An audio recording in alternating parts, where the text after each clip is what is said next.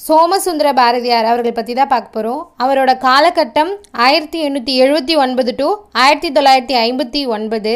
இவர் வழக்கறிஞராக பணிபுரிந்திருப்பாங்க. அப்போ அந்த பணியை விட்டுட்டு 100 ரூபாய் சம்பளத்தில் வஉசியோட சுதேசி கப்பல் நிறுவனத்தில் சேர்ந்திருப்பாங்க. வஉசி அதுக்கு என்ன சொல்லியிருப்பார்னா, என்னிடம் 2 சரக்கு கப்பலோடு 3வது ஒரு தமிழ் கப்பலும் உள்ளது அப்படின்னு சொல்லியிருப்பார். இவர் அண்ணாமலை பல்கலைக்கழகத்தில் தமிழ்துறை தலைவராகவும் பணிபுரிந்திருப்பாங்க. இந்தி போராட்டத்தை முன்னின்று செயலாற்றியிருப்பார். இவர் எழுதிய நூல்கள் என்னென்னா, தசரதன் குறையும் கைகேயி நிறையும், திருவள்ளுவர் அப்படின்ற ஒரு நூல் எழுதியிருப்பார். சேரர் தாயமுறை, தமிழும் தமிழரும் அப்படின்ற பல நூல்களை இவர் எழுதியிருப்பார். தொல்காப்பிய பொருளதிகாரத்தில் அகத்தினியல், புறத்திணையல், மெய்ப்பாட்டியல் இந்த இதுக்கு உரை எழுதியிருப்பாங்க. அதுக்கப்புறம் வஉசி சுப்பிரமணிய சிவா அவங்களோட வழக்கில் இவர் வாதாடியிருப்பார்.